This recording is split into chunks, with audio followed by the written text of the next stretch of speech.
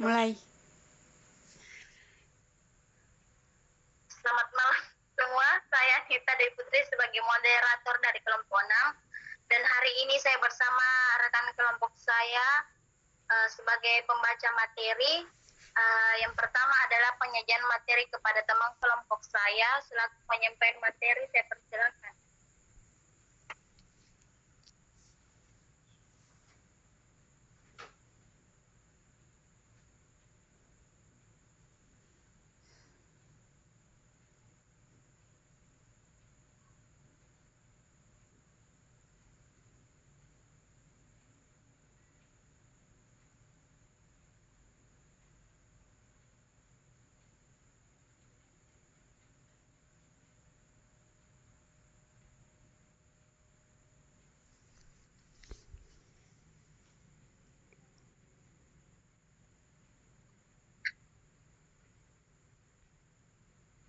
Latar belakang.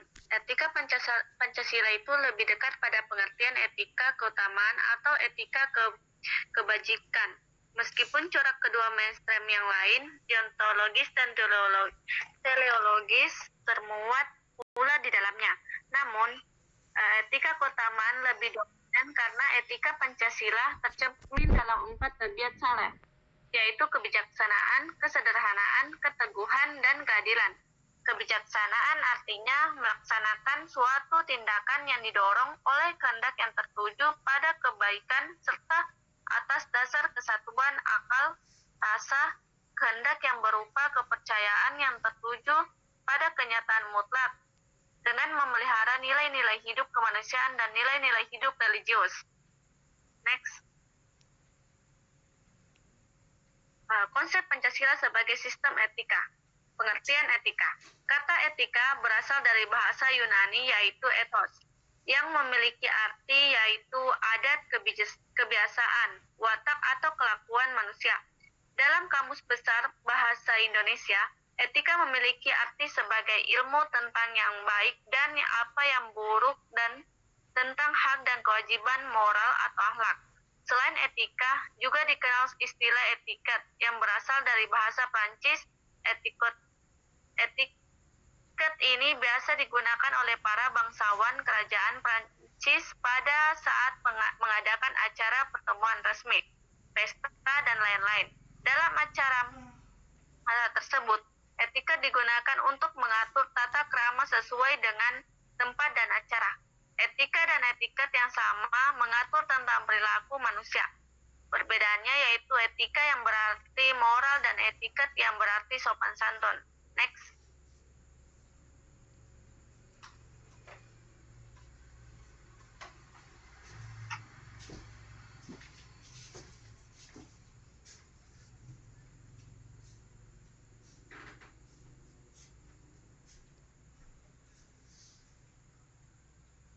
Aliran-aliran etika. Ada beberapa aliran etika yang dikenal dalam bidang filsafat, meliputi etika keutamaan, teleologis, dan deontologis. Etika keutamaan atau etika kebajikan adalah teori yang mempelajari keutamaan atau virtu, artinya mempelajari tentang perbuatan manusia itu baik atau buruk. Etika teologis adalah teori yang menyatakan bahwa hasil dari tindakan moral menentukan nilai tindakan atau kebenaran tindakan dan dilawan dengan kewajiban. Etika deontologis adalah teori etis yang bersangkutan dengan kewajiban moral sebagai hal yang benar atau bukannya membicarakan tujuan atau akibat. Etika Pancasila, etika diatur dalam sila-sila yang ada dalam dasar negara Indonesia. Konsep deontologis dan teologis yang ada di Pancasila ini juga ada dalam aliran filsafat moral. Deontologis atau kewajiban adalah ketika suatu perbuatan baik yang dilakukan tetapi dalam pelaksanaannya tidak memikirkan tentang akibat dari perbuatan tersebut atau tidak memfokuskan pada konsekuensi.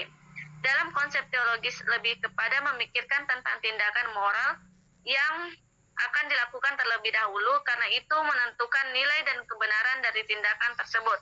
Next.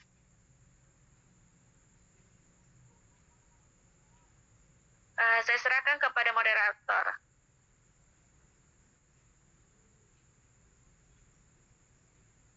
Baik, Selanjutnya,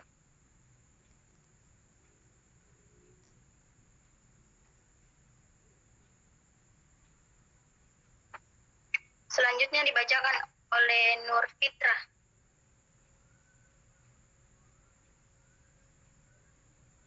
Baik, langsung saja. Yang kedua, sumber historis sosiologi politis tentang Pancasila sebagai sistem etika.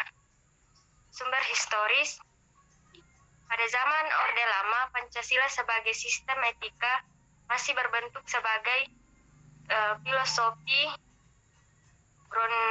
Grundslag atau Weltanschauung, artinya nilai-nilai Pancasila belum ditegaskan ke dalam sistem etika, tetapi nilai-nilai moral telah terdapat pandangan hidup masyarakat. Yang kedua, sumber sosiologi.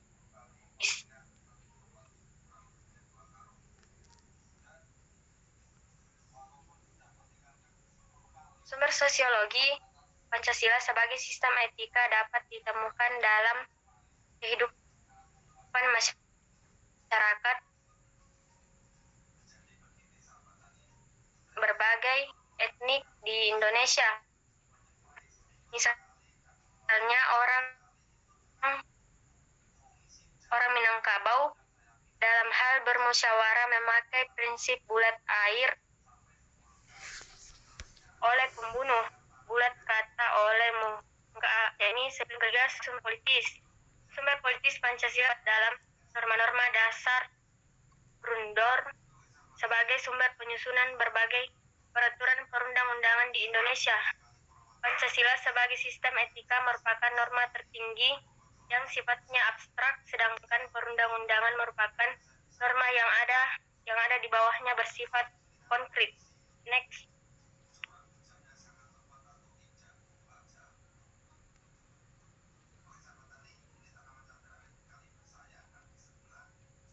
Esensi dan urgensi Pancasila sebagai sistem etika. Hak esensi Pancasila sebagai sistem etika. Hakikat Pancasila sebagai sistem etika terletak pada hal-hal sebagai berikut. Yang pertama,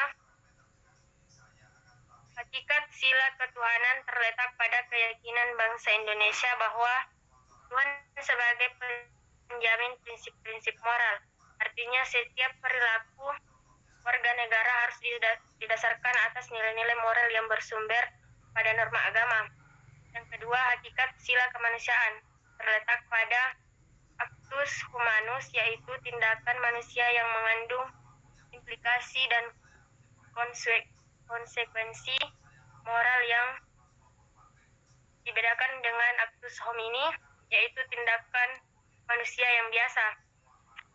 Yang ketiga, hakikat sila persatuan terletak pada kesediaan untuk hidup bersama sebagai warga bangsa yang mementingkan masalah bangsa di atas kepentingan individu atau kelompok.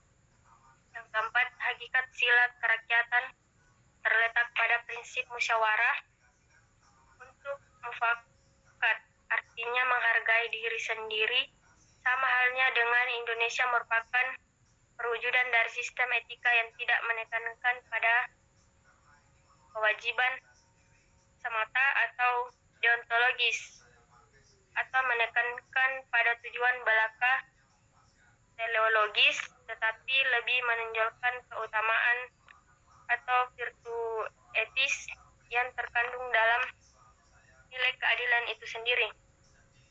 Next.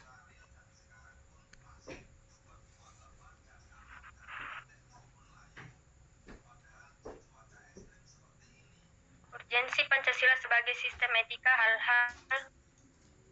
Hal-hal penting yang sangat urgen bagi pengembangan Pancasila sebagai sistem etika meliputi hal-hal sebagai berikut. Yang pertama, menetapkan sila-sila Pancasila sebagai sistem etika berarti menempatkan Pancasila sebagai sumber moral dan inspirasi bagi penentu sikap, tindakan, dan keputusan yang diambil setiap warga negara. Yang kedua, Pancasila sebagai sistem etika memberi guidance bagi setiap warga negara sehingga memiliki orientasi yang jelas dalam tata pergaulan baik lokal, nasional, regional, maupun internasional.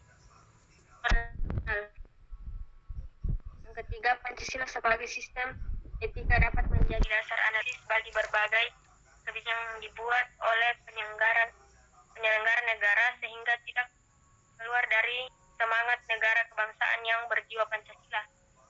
Dan yang keempat, Pancasila sebagai sistem etika dapat menjadi filter untuk menyaring pluralitas nilai yang berkembang dalam kehidupan masyarakat sebagai dampak globalisasi yang memengaruhi pikiran warga negara. Selanjutnya saya serahkan kepada moderator. Baik, selanjutnya pembacaan materi notis. Terima kasih untuk waktu dan kesempatannya. Materi yang selanjutnya yaitu permasalahan yang dihadapi Pancasila sebagai sistem etika dalam berbangsa dan bernegara. Yang pertama, pada sila pertama, yaitu adalah terjadinya kasus terorisme yang masih marak hingga saat ini, tidak hanya di Indonesia tetapi juga di luar negeri.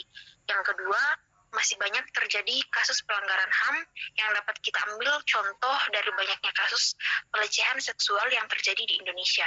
Yang ketiga, terdapat kesenjangan antara rakyat miskin dan kaya, yang dimana di dalam suatu daerah pasti akan ada kawasan elit dan kawasan kumuh.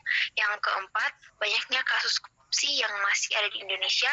Dan yang kelima, terjadinya kasus penggelapan dana, penggelapan pajak yang juga sama dengan contoh yang keempat. Next.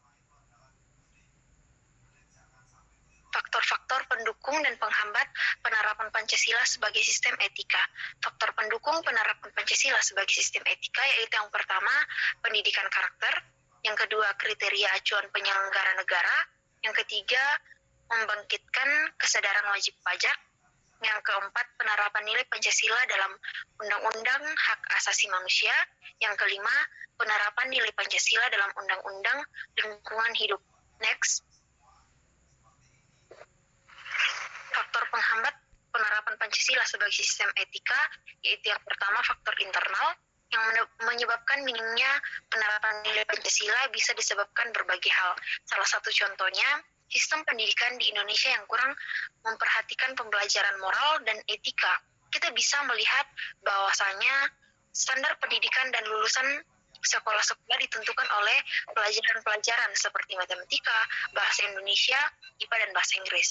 Tidak satu pun dari seluruh pelajaran tersebut yang menitik beratkan pembelajaran kepada aspek moral dan etika. Sehingga dari pembelajaran tersebut hanya akan melahirkan siswa-siswa yang materialistis.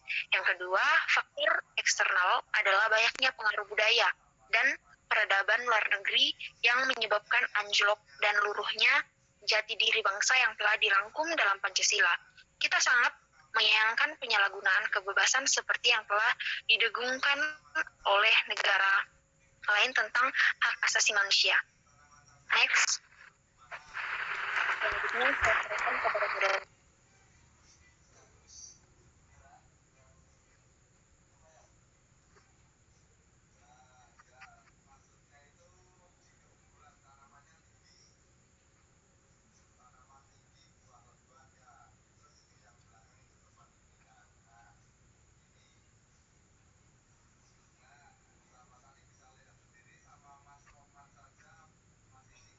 Baik, selanjutnya adalah sesi jawab. Saya persilakan kepada teman-teman yang ingin mengajukan pertanyaan, saya persilakan.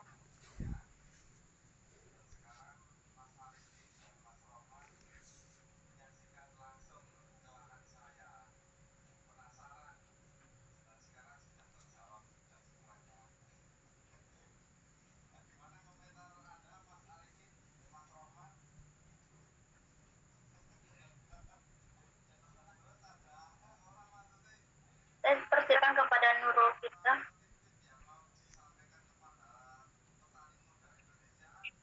Baik, terima kasih atas kesempatannya. Saya perwakilan dari kelompok 2 ingin bertanya, apa solusi agar Pancasila sebagai sistem etika dapat berjalan efektif di era reformasi? Terima kasih. Terima kasih. Selanjutnya saya persilakan Siti Nur Aisyah. Baik, terima kasih untuk kesempatannya. Saya Siti Nur Aisyah, perwakilan dari kelompok 5. Pertanyaan saya adalah, bagaimana penerapan Pancasila sebagai sistem etika dalam kehidupan sehari-hari? Terima kasih. Selanjutnya adalah saya persilakan kepada Siti Khairunisa. Baik, terima kasih atas kesempatannya. Saya atas nama Siti Harunisa, perwakilan dari kelompok 3. Pertanyaan saya, apa yang menjadi tantangan terbesar Pancasila sebagai sistem etika? Terima kasih. Selanjutnya adalah saya persilakan kepada Nur Halisa. Baik, terima kasih atas kesempatannya. Saya Nur Halisa, perwakilan dari kelompok 4. Pertanyaan saya itu, mengapa Pancasila sebagai sistem etika diperlukan dalam penyelenggaraan kehidupan berbangsa dan bernegara di Indonesia? Terima kasih.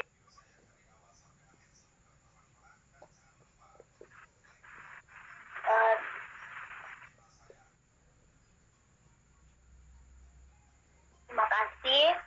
Selanjutnya adalah saya silakan kepada teman-teman kelompok saya untuk menjawab pertanyaan dari teman-teman sekalian.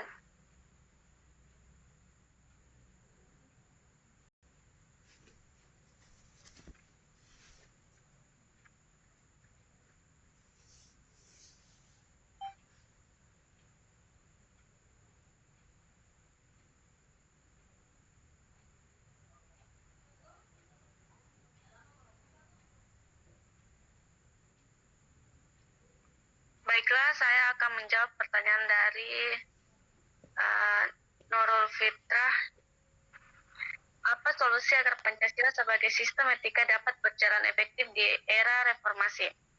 Solusi agar Pancasila sebagai sistem etika dapat berjalan dengan efektif di zaman reformasi adalah melakukan segala kegiatan selalu berpedoman kepada sila-sila Pancasila yang berlaku, seperti beribadah, toleransi, gotong royong, keadilan, serta melakukan hak dan kewajiban dengan baik.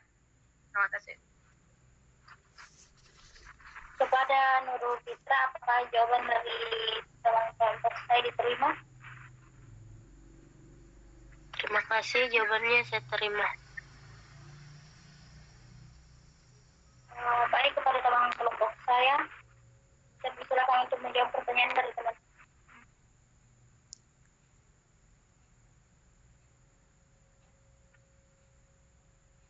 Baik, saya akan menjawab pertanyaan dari Siti Nur Aisyah. Pertanyaannya, bagaimana penerapan Pancasila sebagai sistem etika dalam kehidupan sehari-hari?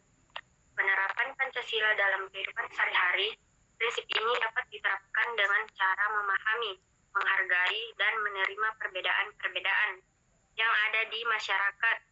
Hal ini dapat diterapkan dalam hal perbedaan agama, ras, suku, bahasa, dan lain sebagainya. Terima kasih.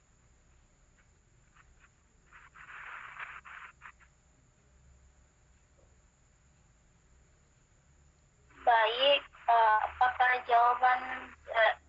jawaban dari kelompok kami diterima? Izin menambahkan. Baik, terima kasih atas jawabannya.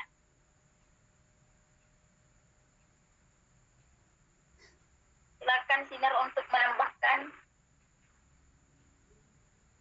Baik, terima kasih atas kesempatannya. Penerapan Pancasila sebagai sistem etika dalam kehidupan sehari-hari seperti percaya dan takut kepada Tuhan Yang Maha Esa dengan beribadah sesuai agama dan kepercayaannya masing-masing. Saling menghormati dan mencintai, tidak memiliki stereotip negatif antar sesama manusia sehingga terjadi kerukunan antar sesama. Aktif dalam kegiatan kemanusiaan seperti penggalangan dana bagi korban bencana, tidak melakukan bullying, kekerasan dan diskriminasi kepada orang lain, dan mengutamakan musyawarah ketika mengambil keputusan serta atas permasalahan yang sedang dihadapi. Terima kasih. Baik, terima kasih kepada Sinar untuk tambahannya. Baik, saya serahkan kepada teman kelompok saya untuk menjawab pertanyaan dari teman-teman sekalian.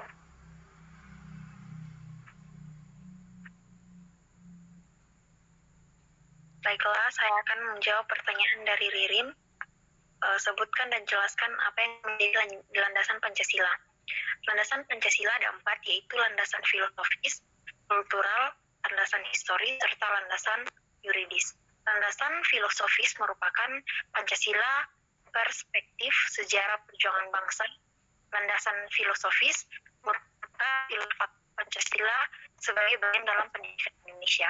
Pancasila sebagai dasar negara Indonesia yang tercantum dalam pembukaan Undang-Undang Dasar 1945 tidak hanya dijadikan landasan pemerintahan negara, melainkan Pancasila turut melandaskan pendidikan nasional. Berikutnya, landasan historis merupakan landasan yang terkait dalam perjuangan masyarakat Indonesia untuk dapat memerdekakan dan membebaskan diri dari penjajah.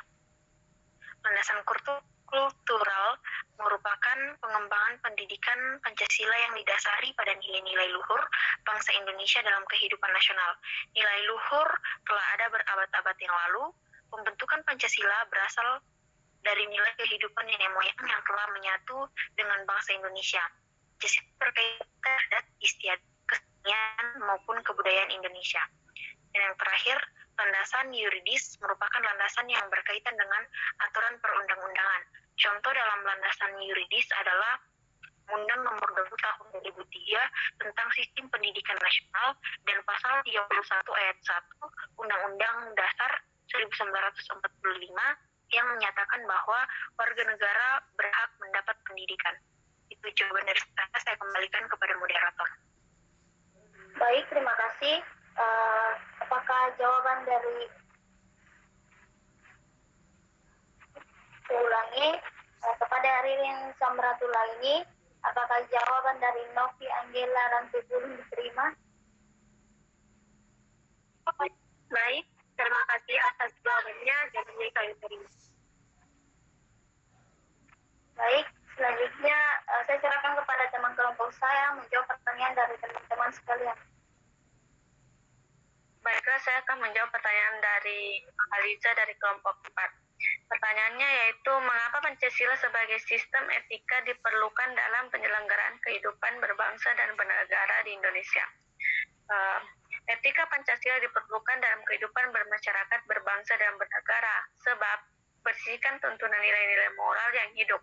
Namun, diperlukan kajian kritis nasional terhadap nilai-nilai moral yang hidup tersebut agar tidak terjebak ke dalam pandangan yang bersifat mitos. Terima kasih. Baik, kepada Nalisa, apakah jawaban dari Mufika diterima? Terima kasih jawabannya diterima.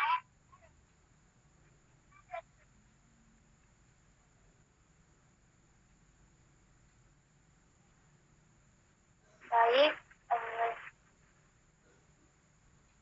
saya kembalikan kepada teman-teman saya. Jika masih ada pertanyaan dari teman-teman yang belum dijawab, saya persilahkan. Baik, saya akan menjawab pertanyaan dari Siti Harnisa.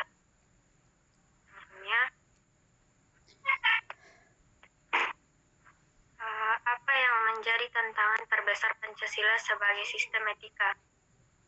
Jadi tantangan terhadap sistem etika Pancasila pada era reformasi berupa euforia kebebasan berpolitik, sehingga mengabaikan norma-norma moral, misalnya munculnya anarkisme yang memaksakan kehendak dengan mengatasnamakan kebebasan berdemokrasi. Itu saja, terima kasih. Baik, kepada Siti Nur Aisyah, apakah jawaban dari Nur Fitra diterima?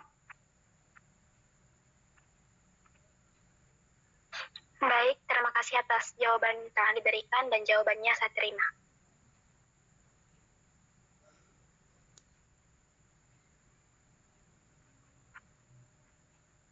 Baik,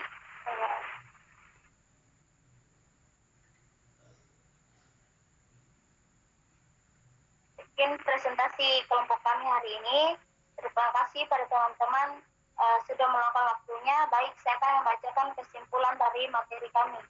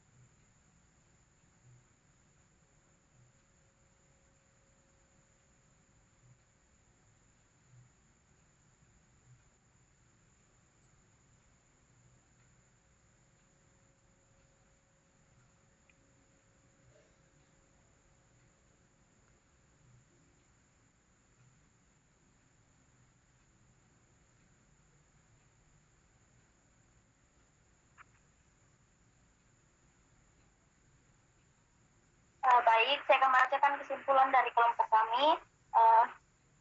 Pancasila sangat diperlukan sebagai sistem etika untuk memberikan pedoman dan arahan agar setiap tindakan yang dilakukan oleh masyarakat di Indonesia berpedoman pada sikap moral yang berlandaskan Pancasila. Tindakan yang dilakukan oleh masyarakat di Indonesia sebagai cerminan dari pelaksanaan Pancasila. Pancasila sebagai sistem etika dapat diamankan dengan letak pelaksanaan setiap pengamalan di setiap butir Pancasila dalam kehidupan berbangsa dan bernegara. Tentu akan menemui banyak tantangan, begitu pula tantangan Pancasila sebagai sistem etika, tantangan dihadapi untuk dimenangkan. Begitu pula dengan tantangan Pancasila sebagai sistem etika jika bangsa Pancasila sebagai sistem etika dapat terselesaikan. Terima kasih.